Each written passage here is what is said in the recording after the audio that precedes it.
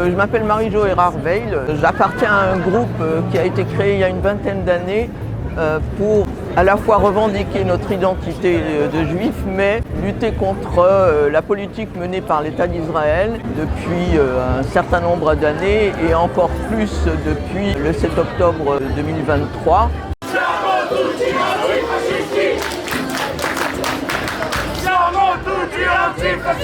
Comme ça, fier de l'être, j'ai écrit l'hymne des patrons, ceux qui ne font pas toujours ce qu'on attend, d'eux qui ne disent pas toujours ce que l'on voit en d'eux, parce que la vie est un combat. En Europe, ils s'expulsent.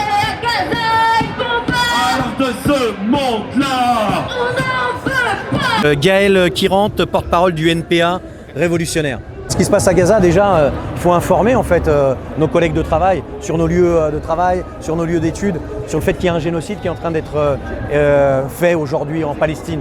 Et oui, sans relâche, malgré la répression qu'on subit, il faut exprimer notre rejet le plus total, le plus complet avec l'État criminel d'Israël, qui est soutenu en fait par les pays occidentaux, qui est soutenu par les États-Unis. On a encore vu qu'aujourd'hui, quand les États-Unis disent d'arrêter, ça s'arrête, et quand ils disent de continuer, ça continue. Je suis venu dans la manifestation convoquée par plusieurs syndicats contre le racisme.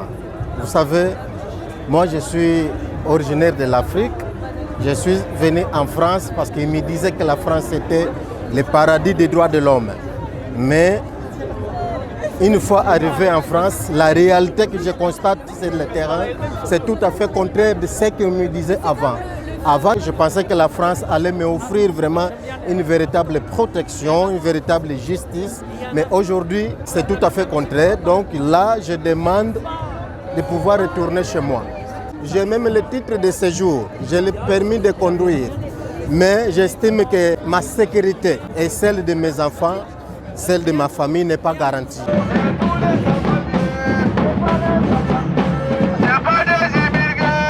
Nous sommes là aujourd'hui d'abord comme tout le monde contre l'extrême droite, contre le racisme. Nous sommes venus en tant qu'Israéliens, franco-israéliens, qui ont une double responsabilité.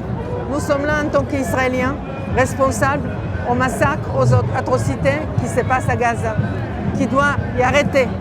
Mais nous sommes aussi en tant que Français, parce que c'est la responsabilité de la France, de l'Europe, de ne pas arrêter les massacres. Il faut mettre des sanctions contre Israël. Il faut que la communauté internationale intervienne. Aujourd'hui, on est tous ensemble dans la rue. On veut dire stop à la politique que nous subissons actuellement. Et vous êtes un bel exemple de combat, de résignation, de résistance. nous sommes tous des enfants de Gaza. Nous sommes tous des enfants de Gaza.